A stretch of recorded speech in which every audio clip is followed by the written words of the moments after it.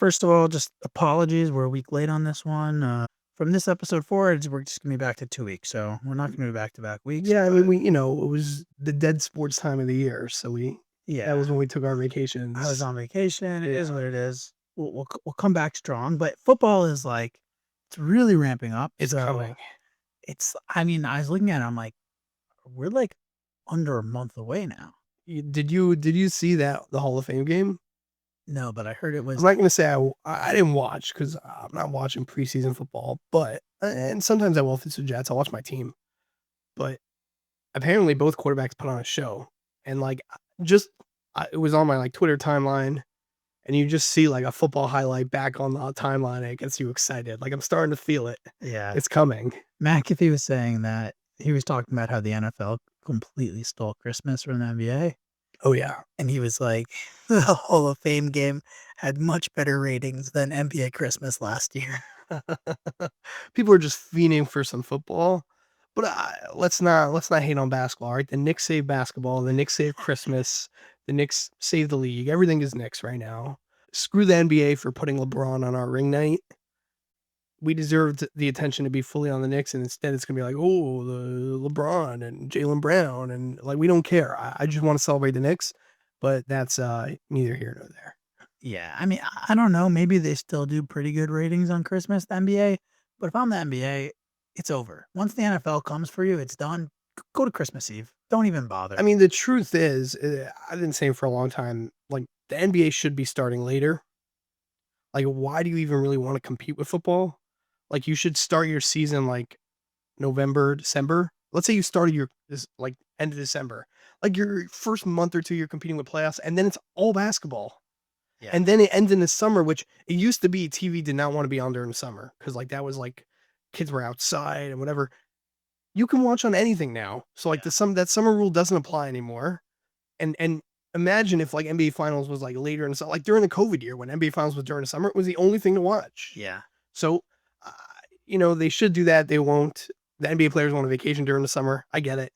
Listen, every year I convince myself that I like baseball because there's nothing else to watch. There's nothing else to watch. It's real. I mean, and we all get into sports we're not really into because we're just bored. Yeah. But I do think, the NBA did own Christmas. The NFL is king, especially at that time of year. It's just their games are more important. Every game is more important always in the NFL. But at this day and age, if you're not at least having, the NBA game on the other screen or on the laptop, of course you're checking in. I'm checking in. I'm not checking in. I'm checking in on my Knicks, and I'll turn on for maybe fourth quarters if it's in between NFL games. I'm not NBA regular season. I am never checking in. That's the difference between you and me. I mean, I love basketball, so I'm going to be, that's why I do basketball trades and you do football trades. That's true. And I love basketball, but the NBA regular season to me, I mean, we've been through this. It's unwatchable. I love college basketball. I'll watch every single UConn game, no problem. That's true. Anyway, let's hop into it. We're back. Let's do it. We got another 2 players this week. We had LT and Michael Vick early on in this podcast. This is they're actually traded. They're not assets being traded. They're traded as players, as stars. They're known entities, 1-for-1 trade. I don't know if that itself gives it away, but yeah, I mean, let's give me a little background. There haven't been so many of these. All right, so we're starting with player 1. Born in Fort Campbell, Kentucky, and raised in Folkestone, Georgia. Born on June 22nd, 1978. 3-sport athlete. Football, basketball, track. In football, 3,573 rushing yards, 58 rushing touchdowns, 1,300-yard rushing games, 1,211 passing yards on 74 completions, and 8 interceptions. So I was so caught up in the rushing that I couldn't even think about passing. I thought it was a running back. Can we go back to the passing stats too? It's in everything. He was primarily, I guess maybe he was a running quarterback. 1,211 passing yards on 74 completions, but 8 interceptions. So that's actually what we're focused on here. Okay. This is a DB. He was the middle of 3 brothers. All 3 of them played at Georgia. I already know who it is. All right, go for it. We're talking prime time, right? No. He was born in 1978. Okay. So way off. Okay, keep going. Sorry. No, you're good. Did Deion Sanders go to Georgia? No, I think he went to Florida State, right?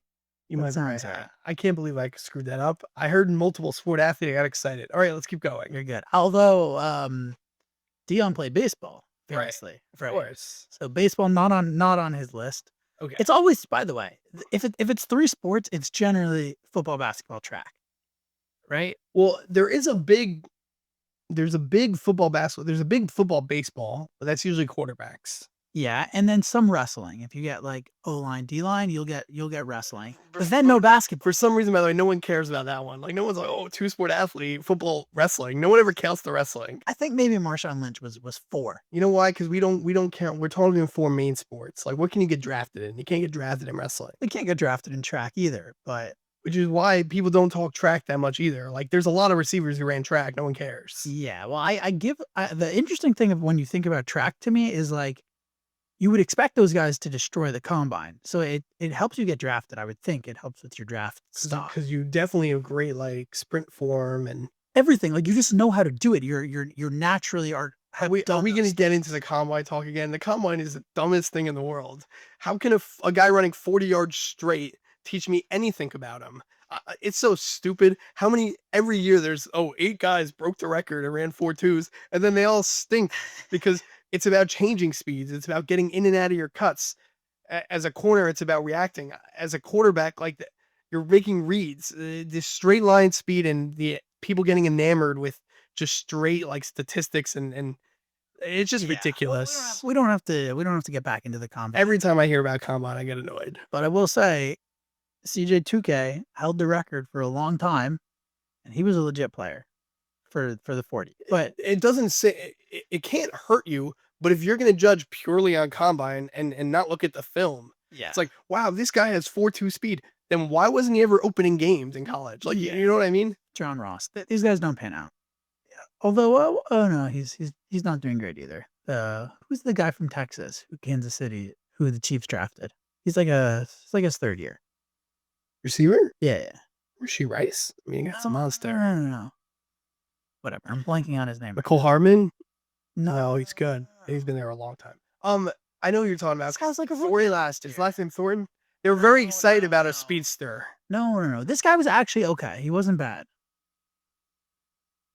It's embarrassing that I don't remember. Guys, we're not fully back in football season. We're not. yet. Xavier Worthy. Okay, Worthy. He's fine. He's a fine player. Yeah, he's okay. I was just saying he also had like some crazy 40 time. Like who was it that was like a terrible 40? Was it Cooper Cup? Like there's some guys at bad 40s and are great receivers. Yeah. Okay, keep going. Okay. Middle of 3 brothers, all 3 go to Georgia. Older brother Ronald was it's cute. He overlapped with both brothers. He was the middle of the 3. So he played his first 2 seasons at Georgia. He played with his brother Ronald. They were both defensive backs. And then his 3rd and final season at Georgia, he played with his brother Rodney, who was a linebacker. So he got to play with everyone. I'm gonna pause here and You're go. giving names. I should know this now. Did those 2 guys make the NFL? Ronald signed as an undrafted free agent with the Cowboys, but like he had a career-ending injury before his career even started. Rodney, the younger brother, he was drafted 34th overall by the Lions and played 5 seasons where he started the majority of the games he was active for. So neither of them like stars. Okay. You wouldn't know either of them. Got it. Okay. Okay. Player number 2. Born September 1st, 1981 in Laurel, Mississippi. He went to Gainesville High School, which is in Florida, track and football. He did everything in track, 100-meter, 4x100 meter, high jump, long jump, would eventually win the state championship. When he was at Miami, he won a state championship in track in the 4x100 relay. In college? In college. Wow. He was all-state in track and football. And as a senior, I don't think he did so much before this, but as a senior, he rushed for over 2,000 yards. So this is a running back, and he goes to Miami for college. Okay. There was a 1-for-1 trade, a corner for a running back, and they're both stars. Miami running back is No, he went to University of Miami. University of Miami. Is that Reggie Bush? No. He didn't go to Miami, did he? No, Reggie Bush went to USC. Yeah, you're right. It was a Heisman. Um, who is an all-time running back? Miami. What year are these guys drafted? What year does this trade occur? The trade is in like 2003 or something. The corner is drafted in like 98, 99, and the running back is drafted in like 2001. He was part of the 2001 Miami team. We're going to get to that. It is one of the best teams ever. I should know this. It's embarrassing I don't. And when we're getting back into it, you know? Yeah, exactly. We're going to go back to player one, his days at Georgia. Okay. Played offense, defense, and special teams, primarily a DB, but he did have 47 catches for 744 yards his final season at Georgia.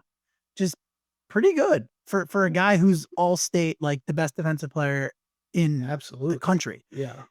He had 52 tackles, 12. This is his junior and final season stats.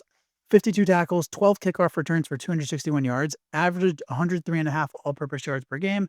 First team All-America, first team All-SEC, Bronco Nagurski Trophy for the nation's best defender. Also competed in track and field, set the University of Georgia indoor long jump record in 1988, and finished third in the SEC indoor track and field championship. Wow. So a lot of accolades. Great player. I guess that doesn't even give you so much because it's just that he went to Georgia, basically. He played every position. Yeah.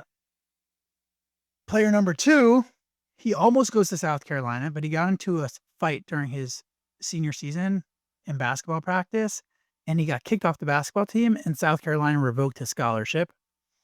So goes to Miami, which seems like a better option anyways. Starts at running back as a true freshman for Miami. Has 5 100-yard games. This is as a freshman. 838 rushing yards and 8 touchdowns through 10 games. 5.9 yards per carry as a freshman. Terrible sophomore year. Not going to get into it. Again, junior and final season. Major bounce back. This is the 2001 Miami Hurricanes. This is considered one of, if not the greatest college football team ever. The running back room is this guy and Willis McGahee and Frank Gore. All on the same team. It's sad that I can't even think of the name right now. Andre Johnson, Vince Wilfork, Jonathan Vilma, Ed Reed, Jeremy Shockey, Kellen Winslow, Sean Taylor, and Trell Roll, all playing on the same college football team. Just an absolutely stacked team. Insane. 43 combined Pro Bowl selections once they get to the NFL. They won the national championship, obviously. They scored an average of 42.6 points per game and gave up an average of 9.75 points per game. So a 32.9 average point differential. Wow. They won 8 out of 11 games by at least 22 points. Destroyed everyone. And this player had 1,200 rushing yards and 10 touchdowns on 5.5 yards per carry his junior season. Okay. Back to player one. Cornerback. Pro day / combine. He's 6 feet 184. He ran a 4.28 40, which we know no one even cares about. That's fast. But that's fast. Very fast. 37-inch vert, 10 foot, 1 inch broad jump. So it happens to be the Redskins traded up to draft him. They traded up to 7th overall with the Bears in the 99 NFL draft. They ends up being scraps. They gave up the 12th overall pick, which was Cade McCown, who was a quarterback who was out of the league after 2 seasons, went 3-12. A receiver, Dwayne Bates, who never had over 160 yards in a season in 3 seasons with the Bears and was out of the NFL after 5 seasons. A 4th rounder, Warwick Holdman linebacker. He was actually pretty solid, but no all-pro. A tackle, cut after 1 season. Jeremy Wisney, I don't know how to say it. A 3rd rounder the next year, Dustin Lyman, tight end. 5 seasons with the Bears, never had over 121 scrimmage yards in a season. So they trade for this guy who is now in the Hall of Fame, scraps. Any guesses? Redskins? I've given up. I don't know. I can't even. This is the running back or this is the corner? This is the corner. The problem is you won't even though he played on the Redskins for like 4 or 5 seasons, you won't really even think of him as a Redskin. Where did he go next? Well, there's our team. But you know that the Redskins are the ones who traded him, so you know that the running back came from the Redskins. That helps there. The running back came to the Redskins. Went to the Redskins, yeah, sorry. I'm blanking. I can't think of anyone. All right, we're good. We're good. I think I'm just gonna take the L on this. Who are these players? Let's do a little bit. I feel like you're gonna get it at some point. Once you know the second team, I think it'll come together. Okay. This player, we're still on the cornerback. The beginning of his NFL career as a rookie, some highlights. He had a 3 interception game, 1 pick-6, 80 tackles that season, 5 total interceptions and a sack. In 2000, the Redskins signed Deion Sanders. Deion comes in. He obviously becomes the cornerback 1. This guy goes to cornerback 2. Again, he basically makes the Pro Bowl 4 seasons in a row. And the reason why this trade happens in the first place is because he's coming off of 4 straight Pro Bowls. This is the end of his contract. And he's like, I'm going to boycott training camp. And shockingly, Dan Snyder gives him permission to seek a trade. Back to player 2, his combine stats: 5'11", 204 running back, 4.42 40-yard dash. He goes 51st overall to the Broncos. So this is the trade. It's Redskins to Broncos.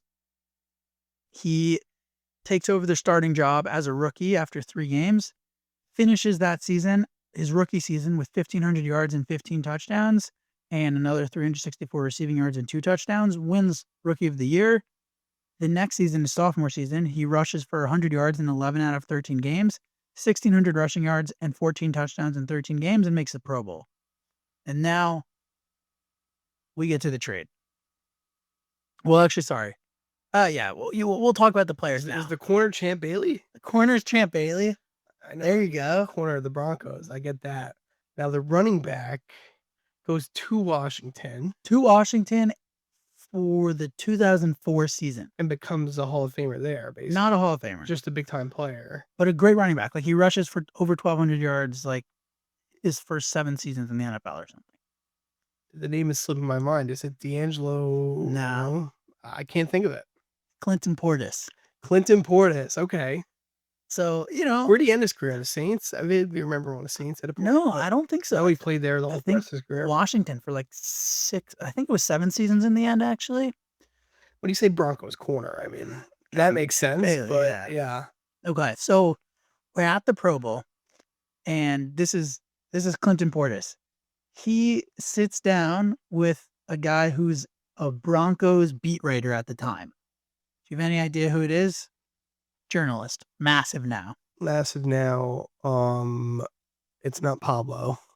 No. Someone who's Steven. No, it's football. So big in football right now. Adam Schefter. Adam Schefter starts his career as a beat writer for the Broncos. Of course, he broke some big story. Yeah, and he does this. Clinton Portis and the other Bronco Pro Bowlers are talking to him, whatever. At some point, Schefter asks him, are you going to seek a trade? Because he's outplayed his contract, basically. He was a 2nd-round pick. This isn't a thing anymore, right? Like, you don't come in after 2 good seasons as a rookie and be like, I'm not playing until you give me a new contract. I don't know. That happens now. You get extensions. I think so. Yeah, if you play great and you're on a rookie contract, football is the least guaranteed sport. Like, health-wise, you want contracts as soon as possible. I feel like we never see that. Like, I think... Well, they stopped holdouts now because you get fined for every day you're not in camp. So now we get hold-ins, right? The guy goes to camp but isn't training. Yeah, but usually they're older. They're not rookies or second-year guys. I can't think of anyone in the last 10, 15 years who has just, like, dominated their first 2 seasons. Like, think about Puka. He didn't hold out at all. It's like, okay, now it's his 4th or 5th But he is saying he wants a contract, but he's showing up. Yeah, but he's still going to play. But he's a candidate. Someone would have held out, but because of his off-the-field stuff, he's not. Is that why? But how many seasons is he now, though? 4? 3 or 4, yeah. Right, so then you're already after 4 seasons. But it happens even earlier, like, especially, like, running backs. Like, I mean, you see corners do it. They hold out. Like, if you're position worthy and you're playing, like, all-pro level, like, I think that the Jets, was it Quinn Williams did it? Like, people do it pretty quick. Interesting. Okay, fine. I mean, I can't think of anyone off the top of my head, but possible. So, anyways, he asks him, are you going to seek a trade? And he's like, I'm just focused on playing football. Talk to my agent. Agent happens to be Drew Rosenhaus. We know Schefter and him have a great relationship. But apparently Schefter knew from Shanahan, the coach, Shanahan Sr., that he already asked for a trade. That, not that he asked for a trade, but that the Broncos were thinking of shopping him. Got it. And because Shanahan's like, I don't care. Like, I can use any running back in my system. I Right, don't we're need not this paying guy. running back. Yeah. He was before his time. So Portis doesn't think anything of this interview. He's sitting at the bar with Peyton Manning, Donovan McNabb, Joey Porter, and Dante Culpepper. They're watching ESPN. It's a good crew. Yeah, great squad. And all of a sudden it flashes on the TV. Breaking news coming after this commercial break. And, they're all like, oh, that's interesting. Like, there's just all these interviews. What happened? They're all wondering what the breaking news is. And ESPN comes back and it's like, Clinton Portis has demanded a trade. And he says, like, everyone's like looking around, like trying to find him. And like, he's looking around, like, I don't remember saying that. Apparently, allegedly, like I said, the Broncos wanted to trade him anyways. And so once he gave the like, just talk to my agent answer, Schefter called the Broncos and they were like, yeah, just leaked that he demanded a trade. By the way, scumbag behavior.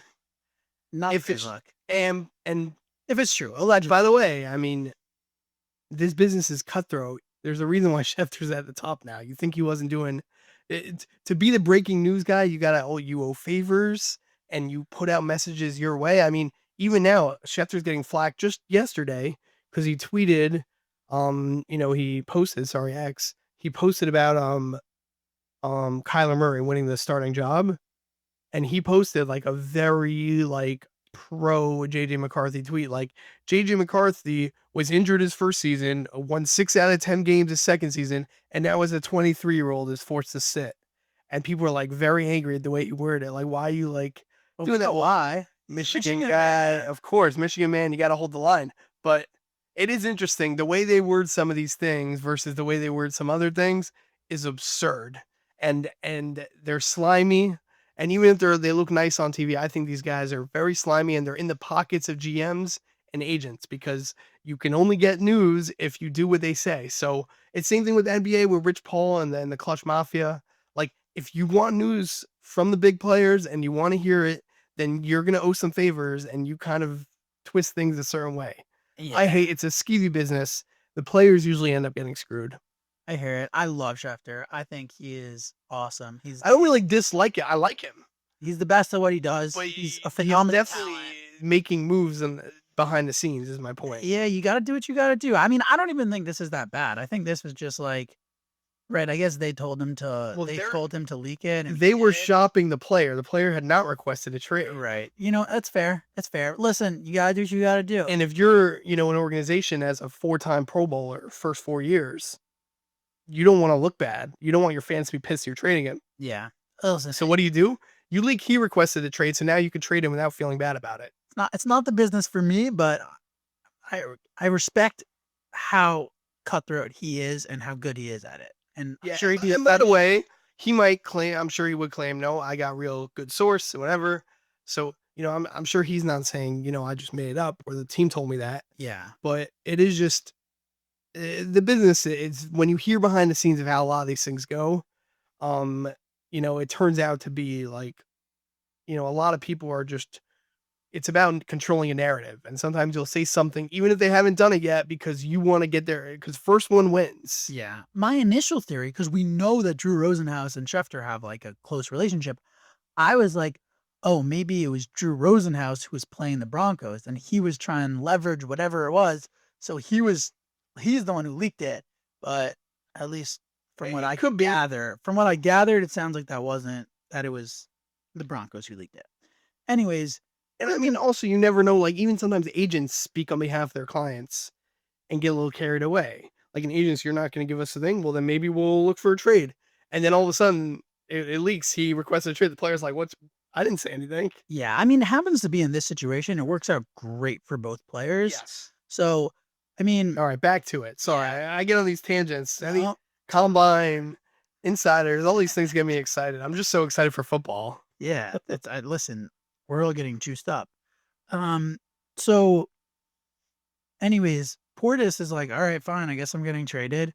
And he says he's only willing to go to the Redskins because they were the one team that didn't pass on him in the 2002 NFL draft because they had traded their first round pick. So they didn't have a first round pick. Oh, come on. That's crazy.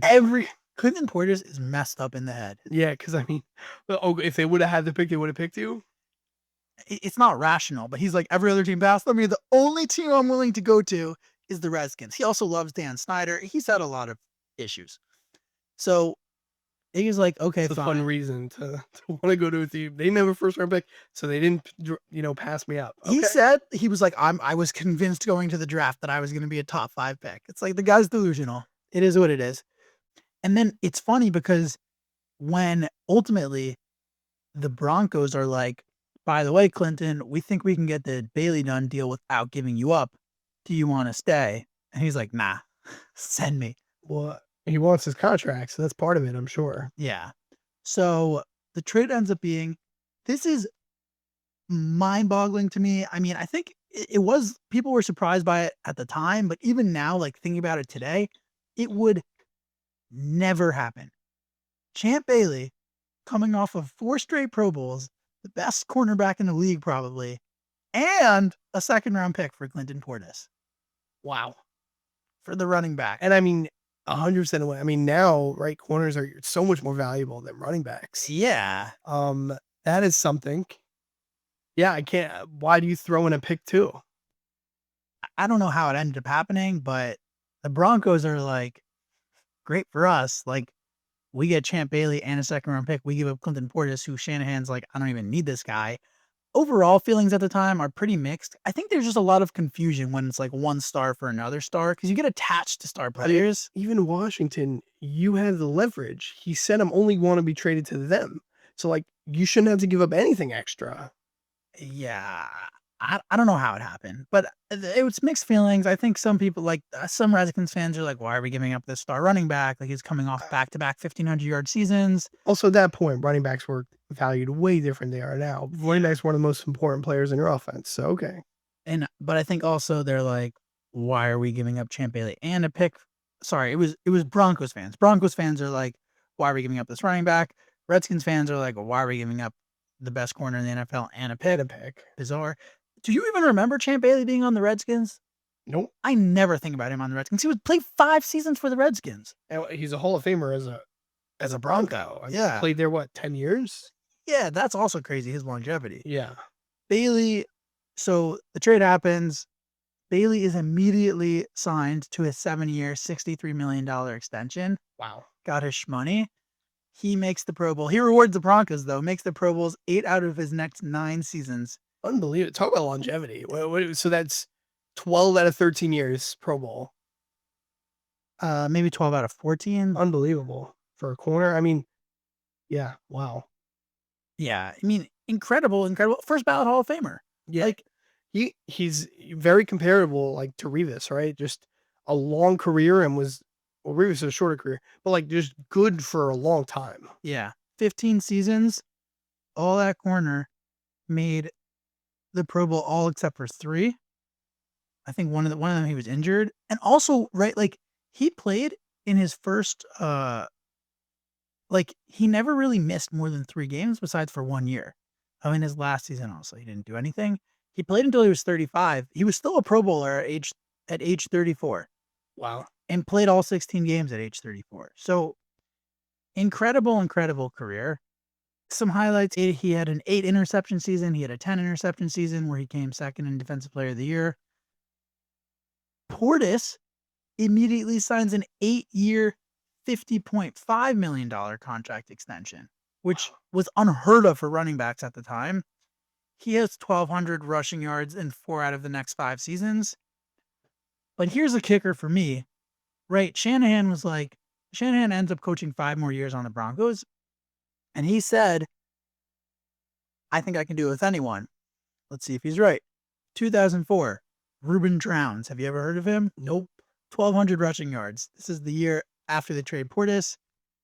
He had never had an 80. Before that, he had played 3 seasons and had never had over 80 rushing yards. And they turn him into a 1,200-yard rusher. He walks and has another 1,200-yard season with Cleveland, and then it's downhill from there. The next season, they're just going through him. Have you ever heard of Mike Anderson or Tatum Bell? Nope. Tatum Bell is who the second-round pick turned into, by the way. In 2005, Mike Anderson has 1,000 rushing yards and 12 touchdowns, and Tatum Bell has 900 rushing yards and 8 touchdowns. So they were getting production. And Mike Anderson, again, no name. He had a monster rookie season. He was a fullback for the next 3 seasons, and then back to running back, has an 1,000-yard season. 2006, Tatum Bell has 1,000 rushing yards. 2007, these are the last 2 years, nothing. Selvin Young was meh. Rookie Peyton Hillis was the 2008 running back.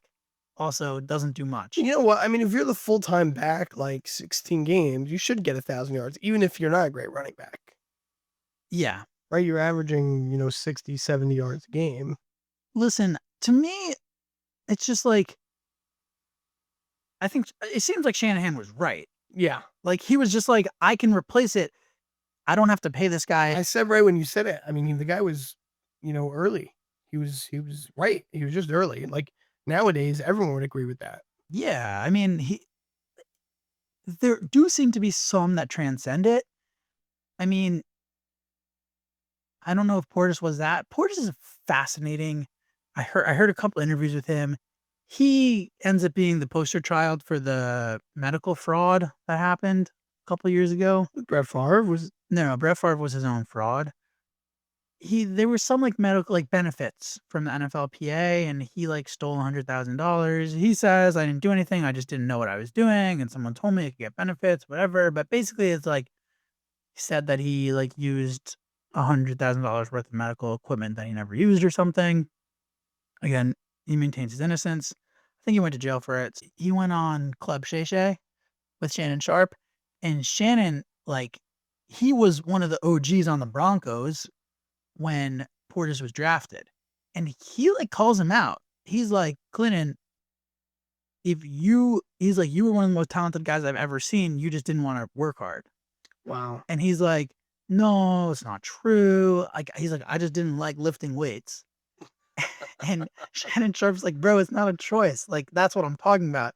He's like, you got injured later in your career because you didn't take care of yourself. And he's like, no, that's not true. I had freak injuries, whatever. Like, whatever. He's a little, he's lost all his money also. Like, he's a Sad little story. unwell. I mean, it sounds like, the more you talk, the more it sounds like Broncos made a great move. I mean, even without it, it's a great move. But then you hear the behind the scenes, it's even better.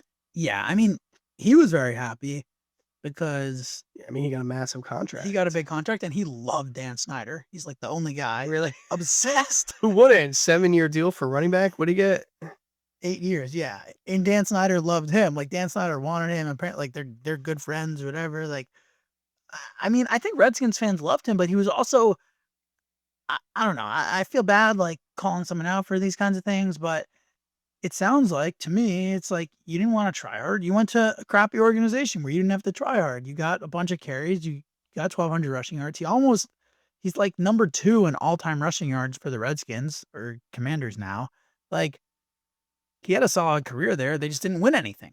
Right. And listen, not everyone is about it. Like in every sport, there are guys who are just, it's a job and you want to make money and some people like even being on a bad team because you don't got to play in the playoffs and get hurt. Like, not that I'm saying he did that, but not everyone is in it for, like the hard work and like some people are just like, they want to make some money and, once they make it, they're going to chill a little bit. Listen, yeah, I mean, like, Still, he had a good career. he had a good career. It's so hard to make the Pro Bowl as a running back, but he, he didn't make many Pro Bowls. He only made 2 Pro Bowls in his career, maybe 3. And Well, the way the Pro Bowl is now, I've lost all value in it. yeah, But fair. back then, I guess, was more real. Yeah, I mean, and now I'm just looking at the Broncos record. Like, they didn't do much. They lost in the wild card, and then they lost in the NFC Championship, or sorry, in the AFC Championship. The first 2 seasons, Champ Bailey was there. Then they missed the playoffs. This is when Shanahan gets fired because he 3 years straight of missing the playoffs. Don't make the playoffs for the 2 McDaniels years, and then they hire Fox. The first one is the Tebow year, and then Peyton Manning. So I don't know. I want to see, was Clinton Portis on the 2015 team? Sorry. Champ Bailey. Yeah. because that's the Super Bowl. I feel like he wasn't still there. No, he wasn't there. No. So like it's not like the Broncos are winning that much with him.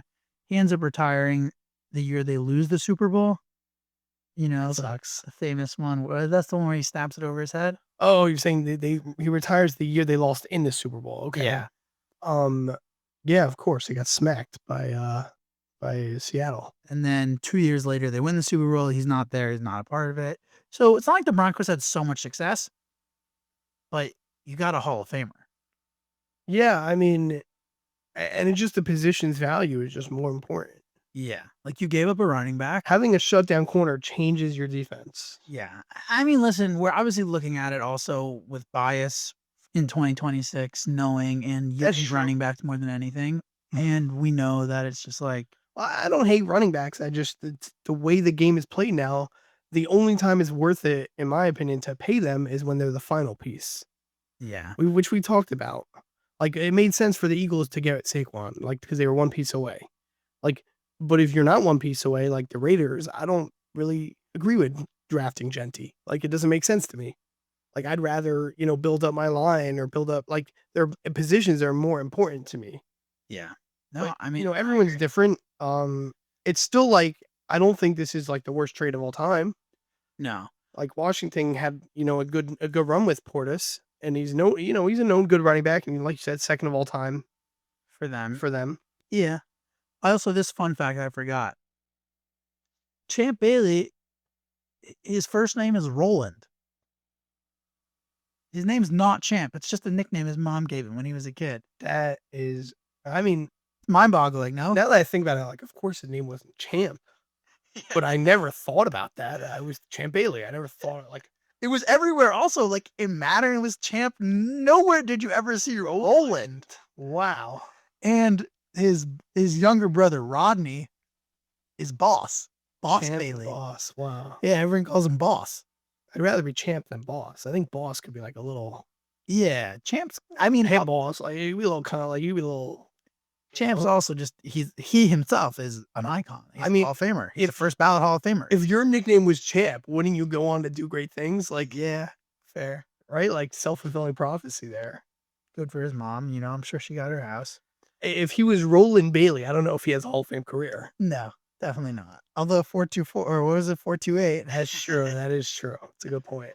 Okay, let's I think for grades we're gonna do we could grade both teams. I think let's just do how bad it was for the Redskins. We know obviously that the Broncos won this trade.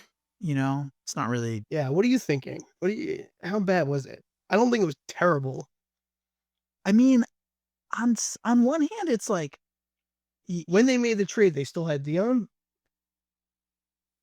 no, he had He retired. retired already. He played one season for them and retired. Okay, so yeah, I don't think this is like an awful trade by any means. It's just not great. Like this isn't one that I'm like this is horrific. Yeah, I mean, part of me is just like you got the running back who's not important. Like it didn't mean anything to the Broncos in the end. Like giving him up was meaningless to them. So like if it was for them, like for the Broncos, it's definitely for how good it was for them. It's definitely like like a 9 or whatever. Yeah, it's like, an A+ trade for them because they didn't. They've refilled his production with other players, and they got Champ Bailey. yeah, and they got a pick Also, also. they got a pick out of it who became a running back who did well for them for a little. Yeah, For a not little bit. really. He had First two season. two fine seasons. Um, but also you replace like a mediocre or maybe bad locker room presence with a first ballot Hall of Famer. Like, and would Champ Bailey have done anything on the Redskins? I don't know. They didn't win anything, so I guess I'll do it at. I'm gonna put it at a 6-1. You know? I'm like right in the same exact area as you. I was thinking 6-2. Like Yeah. it's like not. I'm not outraged by this trade. Like some of these trades we talk about, like I get a little heated. Like what were we thinking? Yeah. This is not one of them. It's a good trade for the Broncos. A meh trade. Like I don't think you look back and you're like that. Like you could be wrong, but having a Hall of Fame corner could change your franchise. But I don't think you look back and you're like, oh, Washington.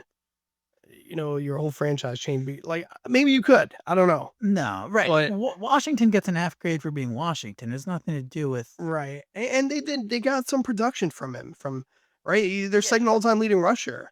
So they obviously it wasn't the better, like more important piece, but at the time having a great running back's a big deal. Yeah, and a beloved player. Like, Yeah, guys liked him. I think you're right on the money. I'm at 6'2". I don't think it's this terrible trade. I think they lost the trade, but not by this major amount. Yeah, Dan Snyder got a best friend also out of it. And yeah, and for him, one player that actually likes him, it's might be worth it. Um, should we quickly hop into division predictions right now?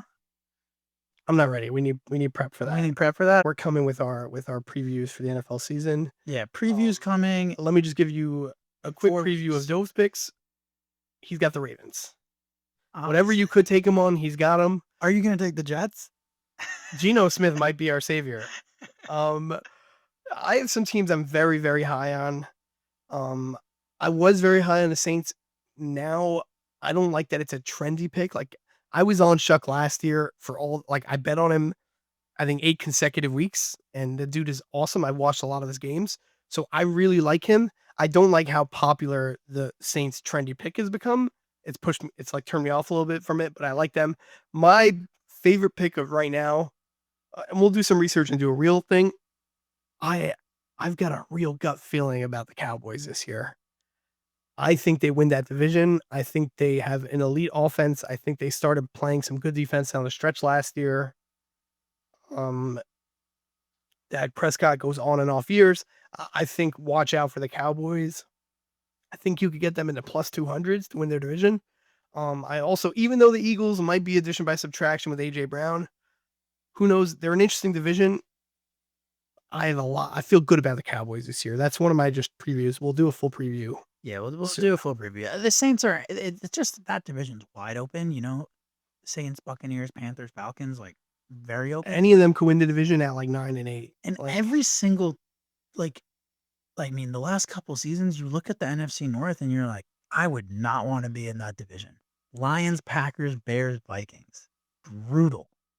that's another one that I actually really like the Lions. I think everyone's kind of down on them, and they just missed the playoffs last year. The Bears won 8 games that were within one touchdown, and a lot of comebacks, and historically when you do that a lot, and you have a bunch of miracle wins, you kind of come back to the mean a little bit. But Ben Johnson is a great coach, so I'm not going against them. I don't believe in Kyler, even with a great coach. I lean right there, Lions. I really like the Lions. I think they get back to real contenders this year. Maybe not Rams level contenders, which we'll talk about. That division is interesting too. I mean, you would think the Niners can compete for it, but they already have 30 guys who are injured. So Always. substation. Yeah, exactly. But let's talk next week. We'll do some research or in a couple weeks. Get ready for our preview. Yeah. NFL season. We can't wait. Preview coming next week. My last question. This is the final thought for you. You are a big proponent of fading the team that lost in the Super Bowl. You don't have to. Oh, you're absolutely. not I don't think I'm fading the Patriots. I'm a Death For fan. the Patriots to not make the Super Bowl, we're smashing that. I mean, not Without bias. not make I mean, the sorry, Super to Bowl, not, to not make to the not make the playoffs. playoffs. Well, I had to look at and do my math on the teams. I do not think they're winning the division, and I do think they're due for a little bit. Even though Drake May didn't have a great playoff, so you could say oh, he didn't play well, so maybe he'll play better. I am fading the Patriots. I do think I think the Bills probably win the division if it's not the Jets. You know the Dolphins are gonna. I am. No, I don't think Dolphins. I don't. Willis? Malik Willis. Good luck to you. I think I do agree with you, and I do like fading the team that loses in the Super Bowl, and I am on that train. And if you get to bet against the Patriots and root against the Patriots, I'm always for that. So yes, I will be on that. There's Vrabel. I mean, there's a lot of- no way he has the same level of control and respect in that locker room that he had last season. Yeah, I mean, 100%. If he does, good for him. Now it'll be interesting to see kind of how they look. I really like Drake May. I think he's really good. So having a great quarterback helps all things. And I think AJ Brown is built for Drake May. Drake May likes throwing deep balls, and AJ Brown likes go balls. But yeah, I agree with you. You got to fade the team that lost Super Bowl. You got to fade and remember how they got their offense sucked in the playoffs, like Yeah. throughout. Their defense was amazing, but defenses it's Right. hard to keep that for a long They had a time. really easy ride in the end. Although it's not the strongest division, no offense. What they get they got was it a backup QB? Did they go against? Yeah, they played against Stidham. Was that Right. who it was? Don't get me started on the Broncos. I am high on them again. I like the Broncos. I like Bo Nix. If you could tell me right now, pick between who's going further, Broncos or Pats, I don't think it's close. Give me the Broncos. And Sean Payton, whatever. Okay. I wonder if that's a bet you can make, like Broncos better record than Pats. Let's see what their over unders are. We'll go through it. Yeah, But you are absolutely right. Fade the Pats. Screw the Pats. So get ready. And this is gonna come out. Whatever. Interesting. Either Belichick right is a after cheater. week one. Rabel was a cheater. It seems to be a thing with the Patriots. We'll record before week 1, but we'll have our division picks in the next episode. And I guess we may as well, once we're doing division, we may as well do Super Bowl also. We'll make a list. We'll do it all. I will send you a list. We're gonna do everything. Maybe we might even touch some props, rushing leader, passing leader. We'll have some fun with it. But we're not giving any gambling advice. Please don't sue us. Don't sue us and fade us. Yeah. Whatever we say, whatever you you do the opposite. Yeah.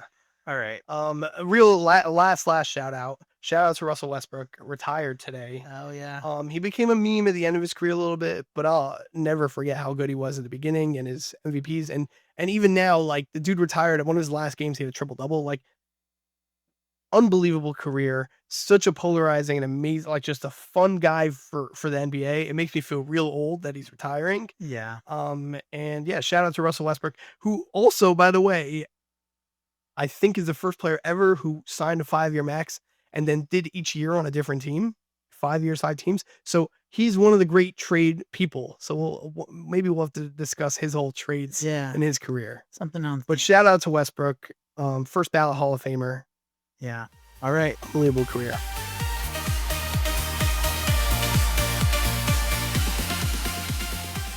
Thank you for listening to The Trade Rewind. You can find us on social media at The Trade Rewind on TikTok, Instagram, and YouTube. If you enjoy listening to the show, the best thing you can do for us is to leave us a 5-star on Spotify and share the episode.